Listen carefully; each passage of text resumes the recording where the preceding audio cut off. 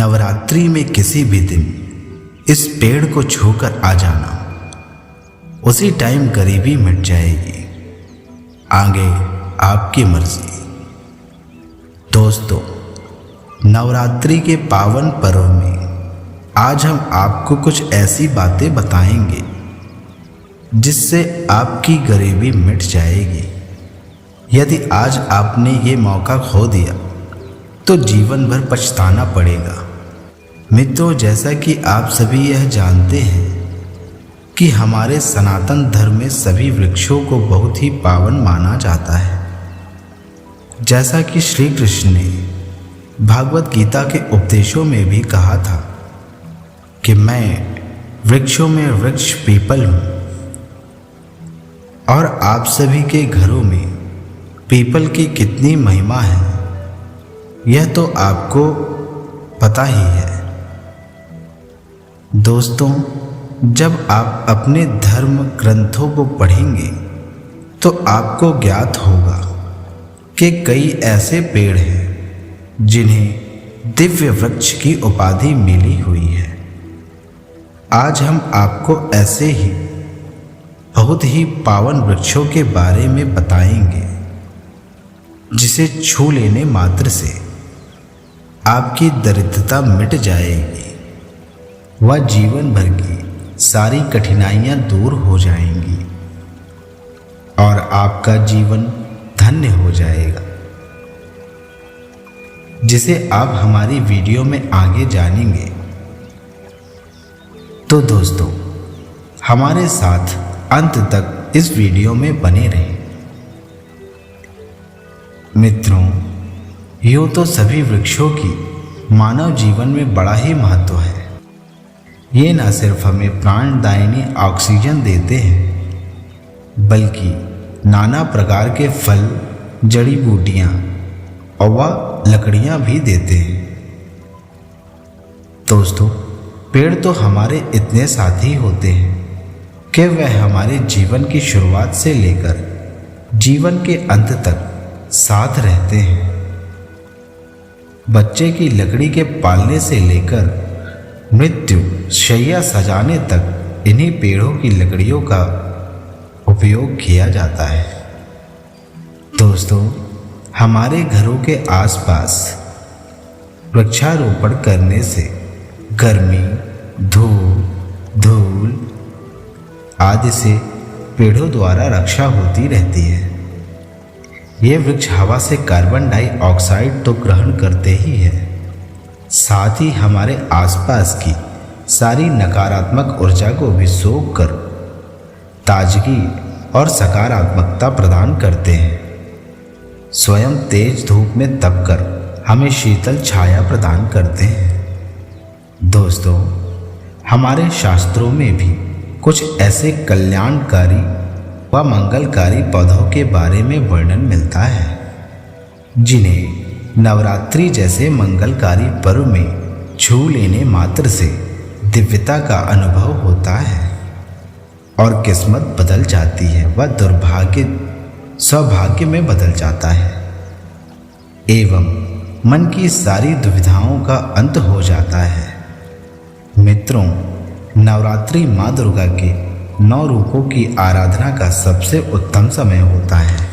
यह समय ऐसा होता है जिससे निश्चेतन वस्तु भी चेतना से परिपूर्ण हो जाती है। माँ की महिमा ही कुछ ऐसी होती है। हमारी माँ शक्ति का रूप लिए इस धरा पर अवतरित होती हैं। इस समय चराचर वस्तुओं पर भी बहुत ही असर पड़ता है। इस संसार की हर वस्तु में प्राण आ जाते हैं। ऐसे समय में जब आप इन दिव्य वृक्षों को जाकर छूते हैं तो आपके जीवन की हर प्रकार की समस्या अवश्य ही नष्ट हो जाती है। आज हम आपको ऐसे ही 3 दिव्य वृक्षों के बारे में बताएंगे, तो वीडियो में अंत तक हमारे साथ बने रहिएगा। तो दोस्तों, सबसे पहले हम जिस वृक्ष के बारे में बात करेंगे वह वृक्ष बेल है। दोस्तों, यह वृक्ष दैवीय गुणों से परिपूर्ण होता है। इस वृक्ष की महिमा बहुत ही निराली मानी जाती है। सफ़ेद आग और बेल वृक्ष को साथ मिलाकर लगाने से अटूट लक्ष्मी की प्राप्ति होती है। कुछ धर्म ग्रंथों में यह साक्ष्य मिलते हैं कि आदिकाल में ऋषि मुनि बेल वृक्ष व ताम्र धातु को विशेष प्रकार से मिलाकर स्वर्ण अर्थात सोने का निर्माण करते थे। धार्मिक मान्यता के अनुसार इस वृक्ष में माँ लक्ष्मी निवास करती हैं। इसी कारण से इसे लगाने वाले व्यक्ति के ऊपर माँ लक्ष्मी की विशेष कृपा होती है। शास्त्रों की माने तो माँ पार्वती के पसीने से बेल वृक्ष की उत्पत्ति हुई थी। इसी कारण से इसे देवी का स्वरूप भी माना जाता है। बेल का पेड़ भगवान शिव को अत्यंत प्रिय है। इसके तने में विष्णु, डाली में पार्वती व जड़ में ब्रह्मा और बाकी के सभी हिस्सों में भगवान शिव का वास होता है। हिंदू मान्यता के अनुसार इस वृक्ष की 3 पत्तियां भगवान शिव के 3 नेत्रों के समान मानी जाती हैं और यह भी माना जाता है कि इसके 3 पत्ते हमारे त्रिदेवों का स्वरूप समान हैं, जिसमें ब्रह्मा, विष्णु एवं शिव वास करते हैं। जीवन में एक बार या भूल से भी शिवलिंग पर इसके पत्तों को चढ़ा दिया जाए तो व्यक्ति अपने जीवन के सारे पापों से मुक्त हो जाता है। सुबह शाम इस वृक्ष के दर्शन मात्र से भी बहुत पुण्य मिलता है।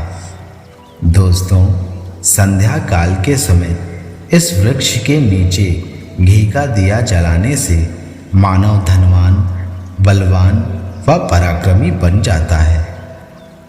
व्यक्ति की सारी मनोकामना पूर्ण होती हैं।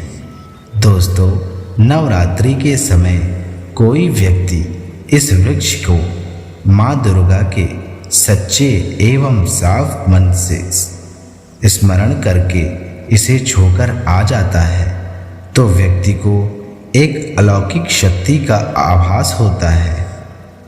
वह तन में आई सुस्ती चली जाती है एवं मन प्रफुल्लित हो जाता है।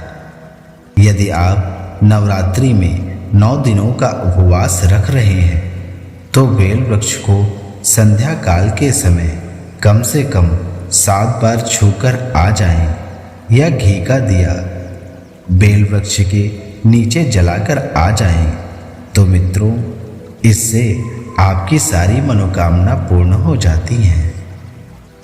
दोस्तों, हमारे ऋषि मुनि ने अपने तपस्या के दिनों में इसी वृक्ष के पत्तों को खाकर अनेक सिद्धियां प्राप्त की थी।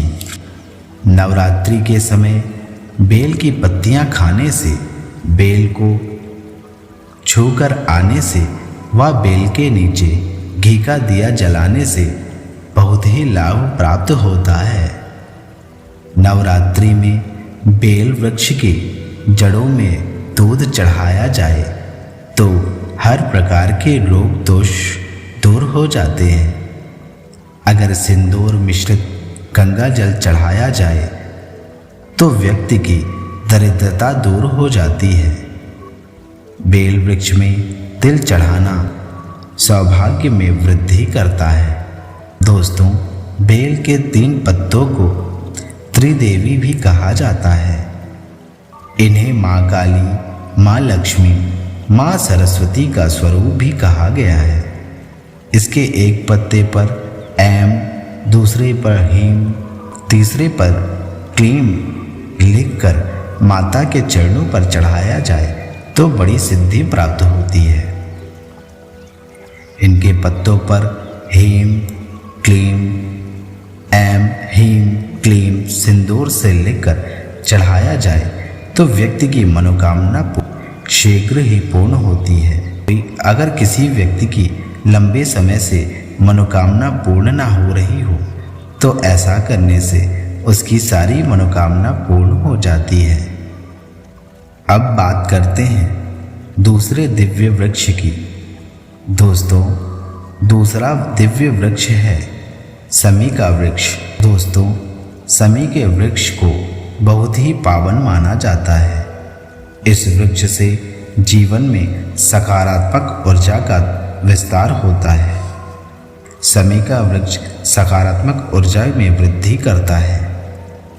समी के वृक्ष को स्वयं जगदम्बा का स्वरूप माना जाता है। इसमें माँ जगदम्बा स्वयं वास करती हैं। दोस्तों, समी का वृक्ष श्री गणेश को अति प्रिय होता है। जब श्री गणेश जी की पूजा व आराधना की जाती है तो इसकी पत्तियां उनकी भुजा पर चढ़ाई जाती हैं। दोस्तों, नवरात्रि में संध्या काल के समय समी के वृक्ष के नीचे धूप व दिया प्रज्वलित करने से हर प्रकार की समस्या दूर हो जाती है। नवरात्रि में पंचमी या सप्तमी के दिन लाल चूड़ियाँ अपनी मनोकामना को ध्यान में रखकर इसके तनों पर बांधने से आपकी हर मनोकामना पूर्ण होती है। यदि कोई विवाहित महिला लाल चूड़ी समी की टहनियों में बांधती है तो उसे सौभाग्यवती होने का वर प्राप्त होता है व उसके पति को अकाल मृत्यु का भय नहीं होता। समी के जड़ में सिंदूर अर्पित करने से मनोकामना पूर्ण होती है। मित्रों, अब बात करते हैं तीसरे दिव्य वृक्ष की, जिसे देव वृक्ष भी कहा जाता है। वह वृक्ष है पारिजात का वृक्ष। दोस्तों, समुद्र मंथन के दौरान कुल 14 प्रकार के रत्न समुद्र से बाहर आए थे। उसमें से पारिजात का वृक्ष भी बाहर आया था। भगवान विष्णु के आदेशानुसार यह वृक्ष देवराज इंद्र को प्राप्त हुआ था, जिसे स्वर्गलोक में स्थापित किया गया था। पारिजात के वृक्ष को भगवान श्री कृष्ण ने जन कल्याण के निमित्त से धरती लोक पर लाए थे। माता लक्ष्मी को पारिजात का पुष्प अति प्रिय माना जाता है। इसीलिए लक्ष्मी पूजा के दौरान इस पुष्प को अति आवश्यक माना जाता है। रामायण काल में माता सीता भी इन्हीं पारिजात के पुष्पों से श्रृंगार किया करती थी। चूँकि माता सीता भी माता लक्ष्मी का ही रूप मानी जाती है, इसीलिए उन्हें भी यह पुष्प अति प्रिय था। जहाँ पर यह वृक्ष होता है वहाँ माता लक्ष्मी स्वयं वास करती हैं। माता लक्ष्मी का स्वरूप पारिजात वृक्ष को माना जाता है, क्योंकि समुद्र मंथन से माता लक्ष्मी व पारिजात का वृक्ष दोनों ही प्रकट हुए थे। इस नाते यह माता लक्ष्मी की बहन भी मानी गई है। ऐसी मान्यता है कि जब यह वृक्ष देवलोक में था तो इसे छूने की अनुमति केवल अप्सरा उर्वशी को ही थी। जब वह नृत्य कर कर थक जाती थी तो इसे छूकर वह अपनी सारी थकान से मुक्त हो जाती थी।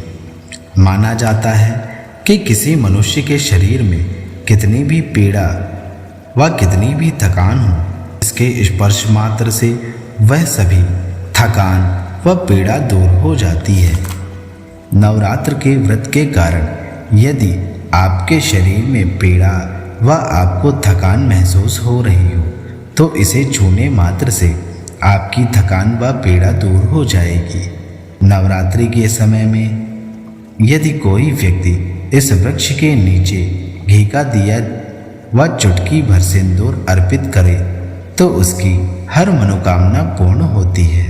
दोस्तों, यदि आप भी अपनी मनोकामना पूर्ण करना चाहते हैं व अपनी दरिद्रता को दूर करना चाहते हैं और चाहते हैं कि माता लक्ष्मी और माँ भगवती का आशीर्वाद आप पर बना रहे, तो आप भी इन वृक्षों की बताई गई विधि द्वारा अपनी मनोकामनाओं को पूर्ण कर सकते हैं।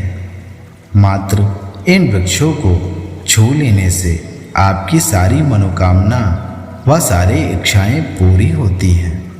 दोस्तों, यदि आपको यह जानकारी अच्छी लगी हो तो हमारे चैनल को सब्सक्राइब व इस वीडियो को लाइक कर जय माता की ज़रूर लिखिएगा। और आपका बहुमूल्य समय देने के लिए आप सभी का बहुत बहुत धन्यवाद। जय श्री कृष्ण, जय माता की।